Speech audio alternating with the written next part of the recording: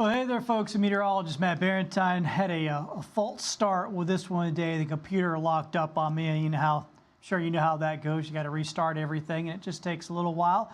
But here we are, and we're looking at a pretty pleasant afternoon out there for us. Mix of sun and clouds, and feeling pretty comfortable. Those temperatures generally in the 60s out there, so a nice day here for us on a Monday across the area. No rain anywhere nearby, just a few puffy clouds, and once again looking pretty decent today. Here's a closer in look, seeing the clouds go by. Otherwise, clear skies and really comfortable conditions. High pressure across sort of this midsection of the country, and we're getting northerly winds on that, and that's going to help to drop these temperatures tonight. So this is the story for today. It's what's going to happen with these temperatures tonight and going into tomorrow morning. So as you get up on your Tuesday, folks, this is it. This is going to be the last swipe that winter takes at us. And I don't think that we get to freezing in Mobile tomorrow morning. The last time we got to freezing was February 19th. I'm pretty sure that'll end up being the last freezing day in Mobile anyway. There are going to be some inland areas tonight that do get down to freezing. But then inland areas generally get later freezes anyway. It's kind of typical.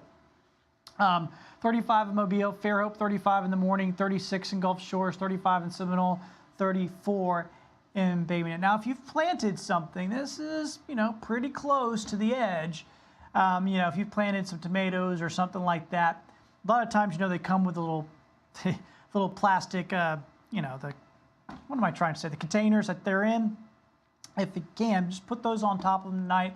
That'll protect them from the frost. That'll help them out and likely help you get through just tonight, just tonight. Let me go over to the Panhandle. So Pensacola about 39 in the morning, but you can see Jay at 32, right at freezing. Crestview at 33, so right there on the edge. Fort Walton Beach 38, Molino 34, Walnut Hill 33. So once again, pretty close to freezing in a lot of spots. If you got something out there you just planted and you don't want to lose it, I would just simply suggest giving that cover here for tonight. Keep that frost off of it, if nothing else. Inland areas, light freeze for a lot of spots. You can see Coffeyville 32, Uriah 32, Monroeville 32, Beatrice 31, Thomasville 31. So, but this is typical. If you're going to get the last freeze, generally is going to be more for inland areas, and that's what we're seeing tomorrow morning. Let's head over to Mississippi, and we may stay above freezing here, but once again, forecast is for 34. Go ahead and treat it like it's going to be freezing and protect the stuff that you want to protect. And a lot of folks, you bring in the potted plants and that sort of thing, or you've gotten them back out because it's been warm. Just to be aware of that, a freeze is a possibility in a lot of areas, or at least close to one. And you can see the freeze warning here. And it's basically for all of our inland counties, although they did extend it to about halfway down Mobile and Baldwin counties. And, it's just to be on the safe side. Like I said, there's going to be, even if you only get down to 35, there's going to be some frost that, once again, could impact your plants, especially something that's new out there. See Jackson, Mississippi, and Meridian, Mississippi, right down to about 30 degrees. Here's that wake-up forecast. So here's what we're expecting. Once again, the details. Inland freeze warning. The winds will be light, so you don't have to worry about a wind chill tomorrow morning, but it's just going to be downright cold. So, if you've put that, the jackets in the back of the closet, the kids have probably lost their fleeces, right? Make sure you have all that stuff ready tonight to go so you're not rushing around in the morning looking for it like crazy. 60s in the afternoon tomorrow. So today right now we're at 68. We should be in the low 60s tomorrow, so it'll be a little on the cool side even in the afternoon here tomorrow. Check out your beach forecast. Maybe not even getting to 60 down at the beaches tomorrow, 59 there. 67 though by Wednesday and 68 by Thursday. You can see a low rip current risk here. Of course, that water temperature is awfully chilly, so I wouldn't do that. All right, so let's fast forward to Thursday, 6 a.m. Thursday morning. There's going to be a system headed our way on Thursday. You see heavy rain to the west of us. Around 6 o'clock, showing some rain moving on in for us. So some scattered showers most likely is what we're looking at. I think the best chance of rain is going to be in the evening between overnight Thursday on to early Friday morning. And that'll continue right there. So there's going to be some scattered showers around. The good news is, looks like it's gone by Friday late afternoon, Friday evening.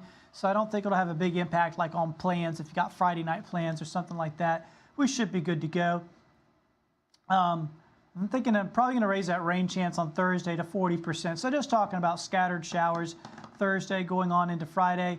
Saturday is our Cajun cook-off downtown. Well, a lot of us will be down there. I'll be down there in Bienville Square, you know, with Cajun cook-off. It's always a good, or maybe it's Cathedral Square. It's probably Cathedral Square. Yeah, it's definitely Cathedral Square. We're always in Cathedral Square. Anyway, come on down. You'll see where everybody is anyhow. It's a good time, and it's for a good cause. The Cajun cook-off. People love it.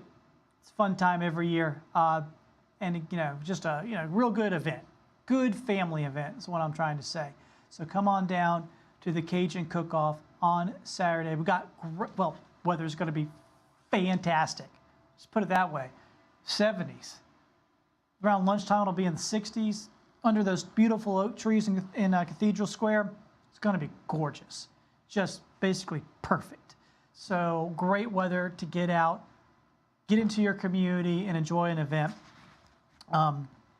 Great idea there. Cajun Cook-Off. Come out and check us out. We'd love to see you there. What else did I have? I did have something else to talk to you about real quick. Oh, this is interesting. All right, so this Futurecast, this is going into the upcoming weekend. Like I said, our weekend's going to be beautiful.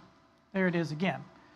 Look out here off the coast. There's going to be a system that's going to be working its way around off the East Coast here, and it's going to kind of park over the Gulf Stream for a couple of days. So we may see a subtropical storm form. Now, what does that mean? Doesn't mean a lot. Obviously, I mean it's going to mean some rain for folks maybe over in the Carolinas, obviously, with some gusty conditions. Obviously, it'll affect anybody that's trying to boat up the East Coast. It could cause some coastal erosion.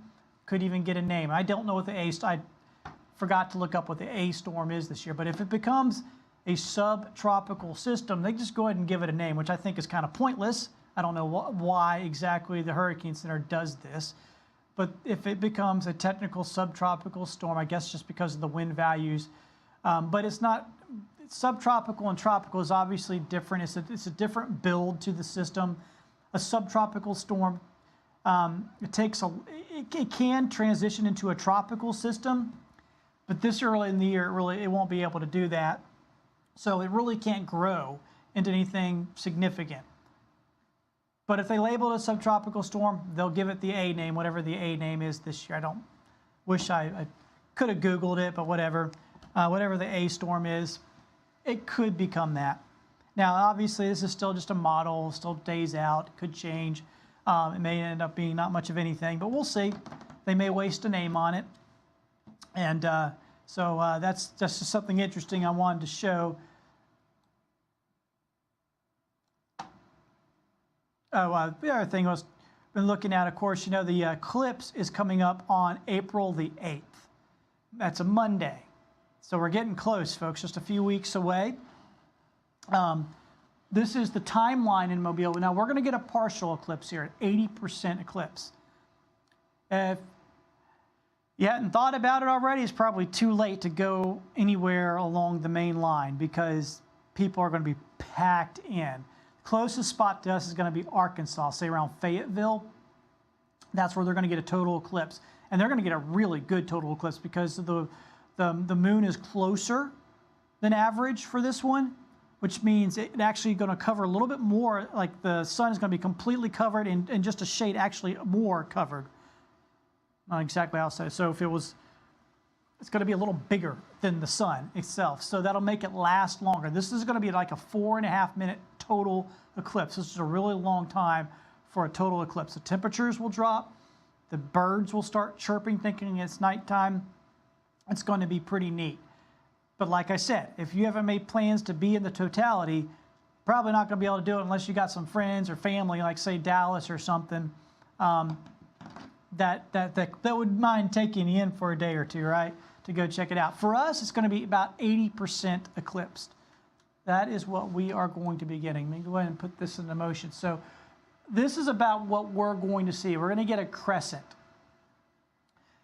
if you remember the last time, we got about 66% eclipse. So this will be more than that last one we saw back in 2017. This will be more. The maximum eclipse time for us will be 1:54 in the afternoon, so right around 2 in the afternoon. So if you're at work, just something to keep in mind. If you want to go check it out, it's going to be right around 2 in the afternoon when it's at full. Now, obviously, it's going to start around 12:30 with just that little sliver, then eventually covering 80% at 1:54, and then it'll keep working its way on through, and it'll end right around 3:13. That's April 8th, just a few weeks away. Have you got the little glasses? Better get on Amazon and order them now. I'm telling you, they might have already run out of them. So that's, if you want to check it out, that's one way to do it. Very cool stuff. We'll be talking more about the eclipse in the coming weeks and giving you more details on it. Of course, we'll be following it very closely as it's happening here at Fox 10. Once again, thank you so much for joining me here on our Fox 10 Gulf Stream. Please download our Fox 10 weather app. It is a very good app. I like it. So please download our Fox 10 weather app and keep up with us here at Fox 10. We'll be on tonight at 3, 4, and 5. Please check us out. Have a good one, folks. Good to see you.